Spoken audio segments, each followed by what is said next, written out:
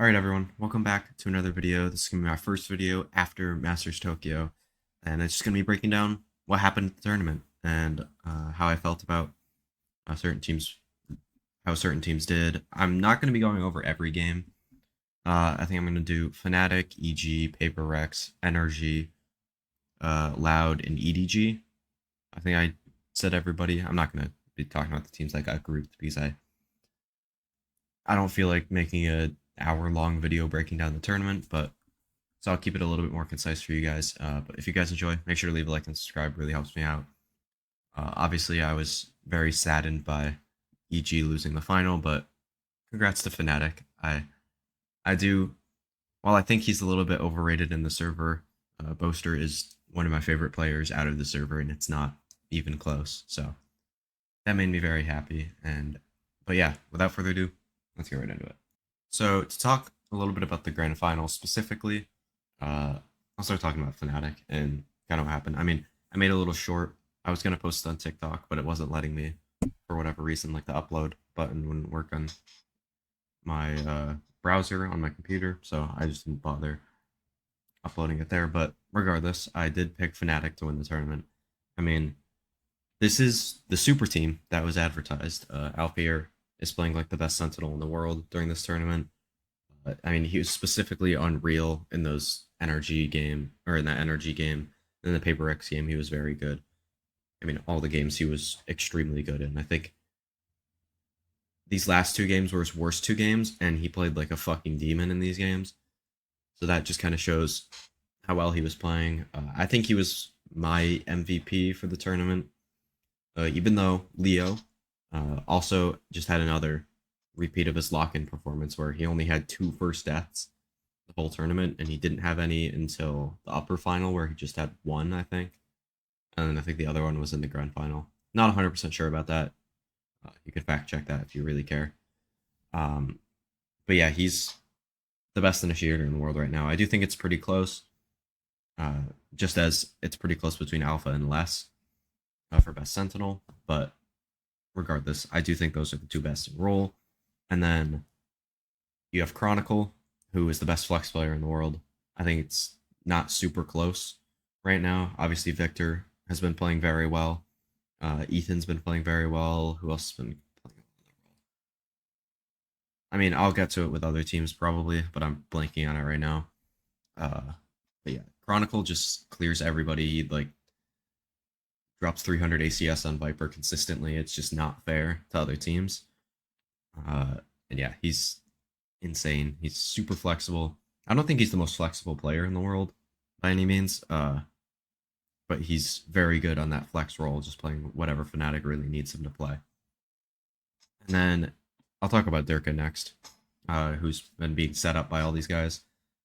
He had a bit of a quieter split as a whole, like including like EMEA, but I don't think that's much to do with him, and I think it's just because of all the other three superstars around him and how they're just taking kind of the bulk of, I don't know, like the bulk of the credit. Even though Durka has been unreal, he's been the best duelist in the world, I think. Um, yeah, yeah, probably. I think you could argue.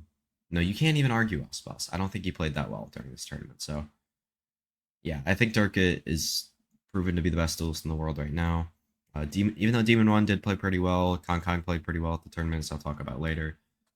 Um, but yeah, I think Durka's my duelist one, as it is with probably every other person on the planet. And then we get to Boaster. As I said earlier, I do think he's a little bit overrated in the server, but I think he's the best IGL in the world now. I think he's definitely proven that he's in the same tier as Sadak and FNS. It felt like those two were in a tier of their own at the top. I think you could argue that Sadak isn't in that tier anymore because of this performance, but they did this last year where they kind of flopped the second tournament, and Sadak's going to bounce back. Everybody knows that. That whole team, Loud's going to bounce back, as I'll talk about later. But yeah, I think you could argue Boaster as the best IGL in the world, as the second best, as the third best, and I wouldn't really argue with you too much. Anything below that, though, no. And saying he's by far the best IGL is just wrong. Uh, like he has the four best players in role right now, and I like if you're Cypher and you're Viper on bind, we'll say with their comp, if they just walk up A short and one tap two people, hitting the most insane shots I've ever seen, that's not IGLing. That's just the guys hitting crazy shots and being really good players. So I would like to see Poster play with a worse roster because that's when all like the choking came in. And I think in this game, this finals, his IGLing looked really good, and I don't think the pressure really got to him. So again, he's improved. He's very, very, very good. I just think some people are a little too high up on him for my liking. But I don't know. I'm also very, very happy that he got his second trophy. And then on to EG now. Uh, Obviously, not the finish that they would have hoped for.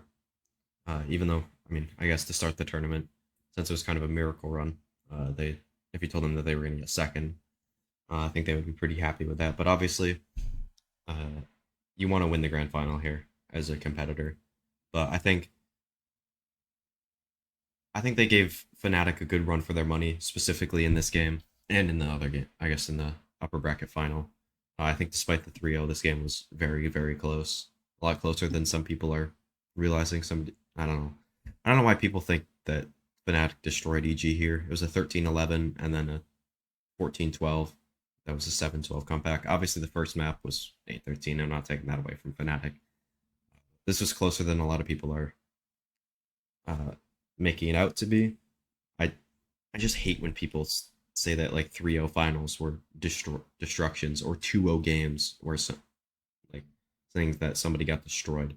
It just doesn't make sense to me. But regardless of that, yeah, EG had a insane tournament. I mean, you started off thinking Demon One wasn't even gonna make it there, and then it's like, oh, they're probably not gonna make it out of groups. I thought they were gonna still do it. I thought they were gonna beat DRX in that lower bracket, which I still think they would have, even if they were playing with a form.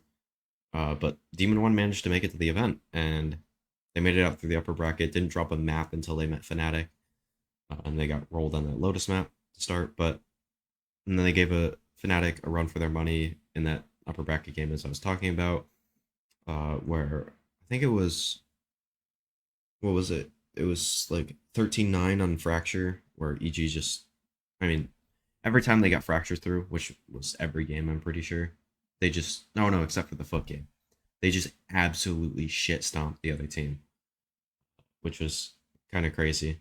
The best Fracture team we've ever seen from them.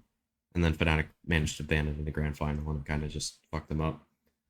But as for their players, you got Bustio, who, apart from the upper bracket game against Fnatic, had his best tournament I've ever seen. He played unreal. I'd actually want to look at his specific stats, but he was one of the best performing players of the tournament while IGLing. I mean, obviously his stats don't matter. It was just the eye test that I thought that. But he was also one of the more fun personalities at the tournament. Just his reactions to popping off were so fun. I don't really have a ton to say. I mean, I think it was pretty well documented how well he was playing. And then he played Reyna in that grand final, and kind of he overcooked it a little bit sometimes, but I thought it was pretty decent. And then what do I want to talk about next? We'll talk about Com. We'll go up from this part down here. I mean, he started Americas as considered like one of the worst players in the whole of the league, and now he's one of the best initiators in the world. I think he's. Well, I'd have Leo and Crashies above him definitely, and then probably one more that I can't think of right now. Uh, but yeah, he's easily a top 5 initiator in the world, and he even flexes onto like Viper sometimes, and he can play a lot of stuff for this team. I mean, he played Brim in the grand final. Uh, I think Com is, as I said, a top 5 initiator in the world and a very, very solid player for this team. I mean, he was consistently performing in every single game. Uh, and yeah, it was a surprise to me from the beginning of the season to see him playing this well, but after the playoffs, I expected him to be very, very good at this tournament. And then Jogamo, who, apart from the grand final where I didn't think he played amazing, uh, he was unreal this tournament. I think he was one of the better smokes players. Maybe, I think he might have been the best smokes player actually. Maybe Sam ahead of him, but it's really close. Uh, he was unreal, and then when he played the Rays, he was easily like a top three race in the world. He's just so like smooth with all his movement and just fast with his util, which is very good qualities for race players.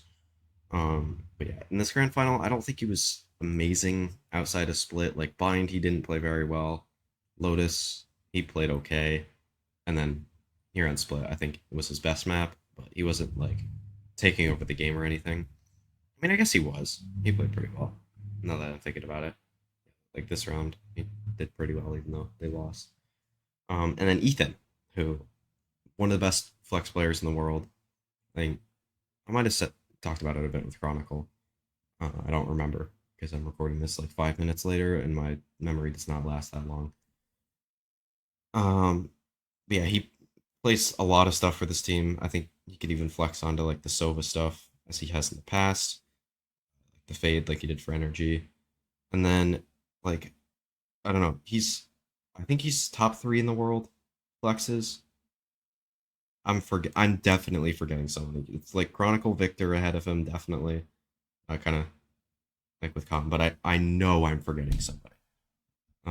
You can yell at me in the comments all you want about that. I'm not gonna stand by that take. And then yeah, I don't know what to say about Ethan. He's just so consistent. Like even when EG was getting rolled on Lotus, he was still playing very, very well. I thought he was the one player that like consistently didn't get rattled by stuff from Fnatic. And then Demon One, the guy who we didn't think was going to make the tournament, who EG probably didn't think was going to make the tournament, but he finally got his visa. And I mean, he was the difference maker from this team from the beginning. The second they subbed him in, I mean, I guess it took like a week or two, but they instantly were performing like a top six team in Americas. Uh, and yeah, I mean, I think Demon One has been very, very well documented by the community, and I think anybody who's been watching Americas at least knows how good this guy is. I don't think he was as dominant here. Like he might have been a little bit disappointing at this tournament, but I think he lived up to expectations. He didn't overperform, he didn't underperform, he just performed, which is very, very good for this team. Obviously, you'd like him to be a little bit more flexible and play stuff like the Rays, but he ended up playing the Chamber in the grand final, which was a pretty good sign. I mean, I knew he played Chamber. I mean, he was up and like the up and coming player. Demon One was known for playing Chamber, so I think that was just a given that he would play that at some point for this team, whether it be when the Chamber buffs come in or not. All right, sorry for the little break in the video, but my sister just walked in on me while I was recording. But yeah, I was talking about like Demon One with Chamber, and how I originally recorded this the first time, where I forgot to talk about Potter in the end of it somehow. But I think she's the most noticeable coach in the world in terms of her impact. Like you can see after timeouts, EG's changes. Like I don't know, it feels like the difference is very drastic, and you can kind of like tell a lot of like the setups they do, and just like how drilled their comps are. You can tell that it's the coach doing these things, kind of thing. Also, just Bustio having less mid rounding and more of like a pre round stuff.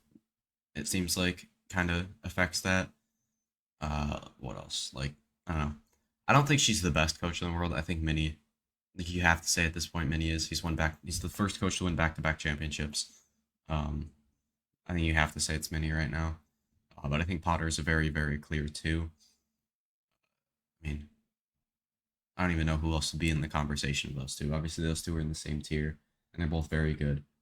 And yeah, Also, one thing I forgot to talk about with EG was their was how they're fucking here, which is even more absurd than the run itself.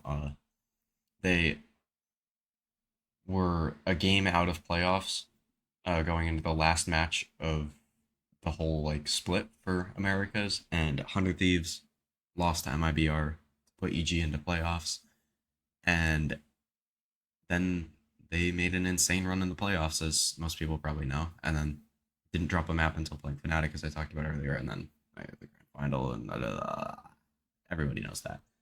And yeah, this team is just they're so much fun. I mean, I don't know if I have talked about it on the channel here, but I definitely on my Twitter. Go follow me in the description. Link is there if you're not following me already. Um, but I tweeted about it that their loud game was the most fun I had watching a Valorant game ever. I don't know. It was just so much fun. Just typing like talking shit on Twitter about how people think NA sucks. But other than that, not too much to say. I mean, well, not too much else to say. There was a lot to say, and yeah, EG was very, very solid this tournament. And then I wanted to talk about another Miracle Run team in EDG, who were the only Chinese team to win a match so far, and they made it to top six. I mean, I thought they were gonna get top four. I thought they were gonna kind of repeat the Zeta run maybe, or something similar to it. Uh, but I mean, this run was insane. I think this was more of a miracle run than EG's, and I kind of like I want to talk about the players, but I feel like everybody just talks about Kong Kong every time they like talk about this team because he's the one player that you should be talking about. Like this guy, he was the best Jet at this event. I'm not quite ready to say that he's the best Jet in the world, because he could have a worse tournament in the next or at Champions than people like Aspas, Durka. I mean, Durka didn't even play Jet at this tournament, which I just found out like before recording this, which is kind of crazy to me. But yeah, I mean, Kong Kong, unreal player. I mean, he's just been so well documented by everybody in the scene. You can just go. I mean, you could probably just look up his name and just watch a bunch of clips of him if you haven't paid a ton attention to this tournament. Um, but he wasn't the only one doing well. Like Chichu, I thought was very consistently good. I thought he was pretty good at some other events as well, like Lock-In. Haodong, I thought was a good smokes player back at Champions. I don't really remember too much of him at Lock-In, but he was pretty good in this tournament. Nobody was very good. He had that moment, I think it was against Loud, where he like killed three people while full stunned, or maybe it was this game. Wait, no, they lost this game. EDG did. Never mind. Regardless, uh, yeah, he was really good. Smoggy, maybe I'm just capping here, and feel free to stand corrected because all these games are at 11 p.m. for me, and I'm also on 4 hours of sleep after just watching the grand finals, and I'm having to get up and talk to uh, talk to family in the morning because I had graduation or a bunch of people over because I just graduated yesterday as of recording this, and yeah, so I don't remember a ton, but I thought Smoggy was okay, but I don't think he was anything special. My worry about this team for champs is whether the rest of the team outside of Kong Kong can keep their form. I think Chichu should be pretty good, but the rest of them have been inconsistent in other events. So I think that's their main selling point for me at champions. If the rest of the four can play very well at the level that they did this tournament, I think they can make a run again. But I'm still not 100% sure that they could. But yeah, easily the most entertaining team of the tournament. Kong Kong had just so many moments. After this, after I record this bit of the video, I'm just gonna go watch some more Kong Kong highlights, just to remind myself a little bit more. Um, but yeah, they were not the all aim no brain team that everybody thought they were coming to this tournament, which was a very very pleasant surprise. And then our last miracle run, I talked about it a little bit before, but Paper X who made it to top three with a sub, missing something, arguably uh, considered their most important player regionally when they won in Pacific. But I mean, this team was insane. Jing had a complete return to form. I don't think he was all that great online. He had some decent impact and he was pretty good. But he was not like his Copenhagen form, and I think he got back to that in this game. Maybe not, or not this game, this tournament. I don't think he. Maybe he wasn't as good, but like he was around that same level, which is insane for this team. Debai uh, continued to be their most consistent player, flexing on a bunch of different roles for this team. Forsaken was a little less flexible this tournament because I think he was just filling in the duelist roles where something was playing them. But I mean, he was still very, very good. Maybe not like as good as he was online, but it was he was still very solid. Like it wasn't like significant or anything. Mind Freak, he continued to be Mind Freak. He was just good. Like I don't think Mind Freak's anything special as a smokes player, but he's still very solid for this team as he has been. I don't think he'll ever get back to that Copenhagen form where he was just clutching everything.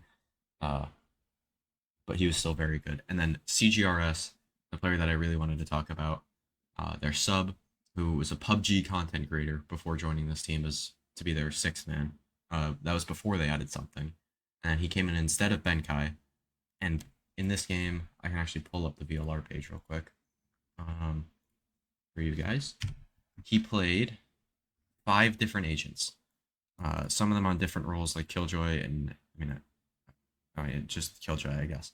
Like Killjoy, and then he played 4 other different initiators, which is kind of crazy for a player with not a ton of experience. And he didn't like blow it out of the water. Like he wasn't. Trying to think of, like he wasn't like Jammies good when he subbed in for V1.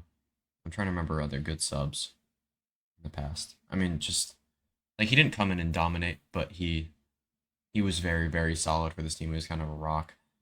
He wasn't. It wasn't really noticeable that he was like not experienced. I guess is the best way to put it. Like, I mean, I don't really have a ton to say, because he wasn't amazing. He didn't do anything that particularly impressed me, but he was very, very good. And then we're going to talk about some teams that were a little bit disappointing. The first one, not as much, but the second one was definitely very disappointing. And yeah, our first slightly disappointing team was Energy. I don't think they were like a massive disappointment or anything. I think they were really solid. Uh, and I think they played around expectations. Like I think they were just slightly below. I think I really expect them to beat this Paper X team, but I feel like they kind of choked the game a little bit. But I forgot about that one from Victor. He just runs through the mollies in that after round and dies. That's kind of funny. Uh, but regardless, I mean, I don't know. I had this team power ranked second. I think no, third. I had them power ranked third. So like their actual placement in the tournament didn't like disappoint me too much. But I thought Crashies was going to be the best initiator in the world in this. I thought Finesse. I mean, I guess Finesse was not the best IGL at this tournament, but he was in that kind of realm of pot, like in that conversation, I guess. Like obviously Boaster was the best. Um, but if you actually watch the games, I think Finesse called a pretty good game. I just think his defensive calling was a little bit uh disappointing. Like there was a little bit left on the table there. But I think Boaster's defensive calling has always been better than Finesse's. And then I expected Sam to probably be the best smokes player at this event, and he just wasn't. He was a rock for this team and very consistent, but at the same time, I don't think he was up there with like Jaw or who else? Who were the other smokes players? I think Mako was probably better than him still, even though DRX kind of bombed out. That was a team that I did kind of want to talk about, but I'll talk about them in a different video, probably later in the year. Um, and yeah, I think overall this team performed better than most people's expectations, but I had higher expectations for this team. I mean, Victor played up to expectation. Crashies, the way Crashies played, I think, at least outside of maybe this game, he played up to my expectations in terms of how good he was. But I expected him to be better than Leo, but Leo was just unreal. So not too crazy here, or not. I guess I don't know how I want to say this, but I did overrate them a little bit in terms of like having them in that top tier because I think it probably should have just been Loud and Fnatic in that top tier, and then everybody else in the tier below them. But regardless, Energy, they had a decent tournament. Their lowest placement since champions of 2021. And obviously, at the end of this map, there's the heartbreaking Psalm clutch. Also, what the fuck is Crashy's doing there? Uh, just kind of a rough tournament. I don't know. It's weird. Like I keep saying I don't know. Like I don't really know how to describe this team at this tournament. Like they were good, not great, a little disappointing, but not like horrible or anything. All right, last team here that I want to talk about. By far the most disappointing team of the tournament was Loud. They kind of bombed out this tournament. Like they were expected to kind of go pretty far. Like I think top three would be my minimum for them.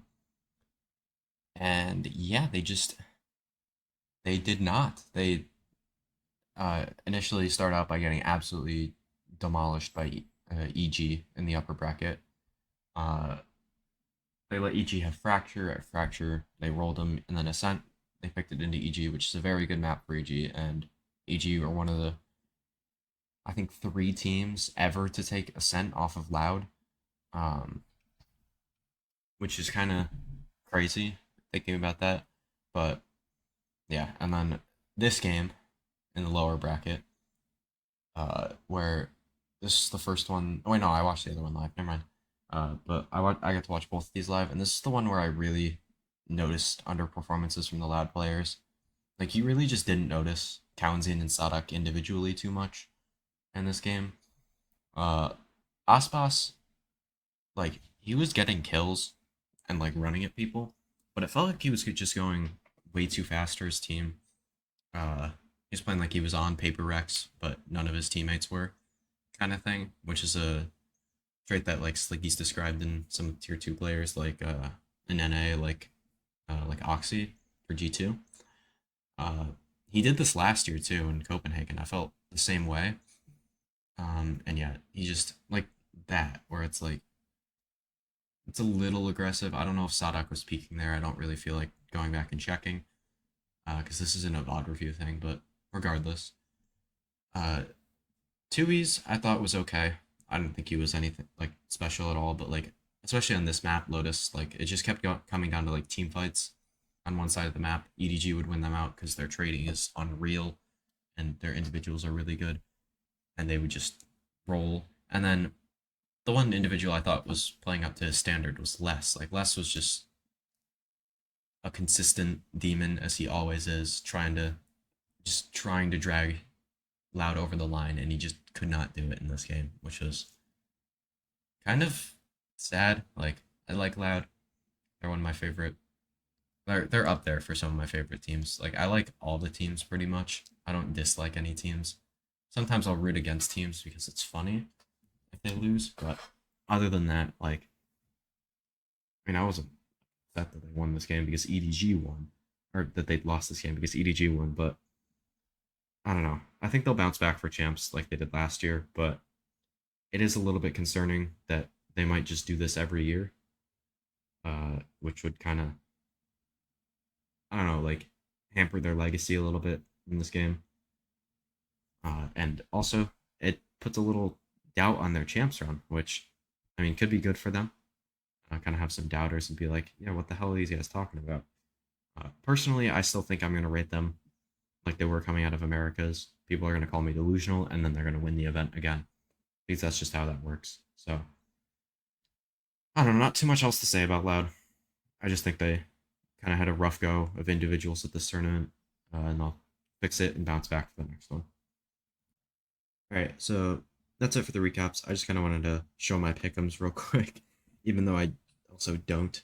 Um, yeah, this did not go well. Um, I mean, to be fair, from like this point onward, like this game, I predicted Fnatic to beat DRX. I predicted EG to win this game. I thought EDG would win this game. Who is this? DRX versus Energy. Yeah, thought that was going to be. Actually, we'll just go back here. Make this easier. Energy Liquid. Yep. Paper X EDG. I predicted EDG in this game. Predicted Energy in this one. EG in this one. Fnatic in both of these as well. So past the first round, which completely rolled my pick'ems, I was okay. But that doesn't show up on the score for the pick'ems, so I really don't care. My group's pick'ems were good though, so if you're gonna yell at me, don't yell at me too much. Where did I? Oh my god. Yeah, some people like actually got points in the playoffs, which I didn't think was possible. Also, Navi kind of rolled in here. But yeah, regardless, uh, that's it for the end of the video. Make sure to leave a like and subscribe, all that kind of stuff. Go follow me on Twitter. I'll be tweeting about future events, the LCQ stuff. I'll be making some videos on those with my predictions. And yeah, I'll see you in the next one. Peace.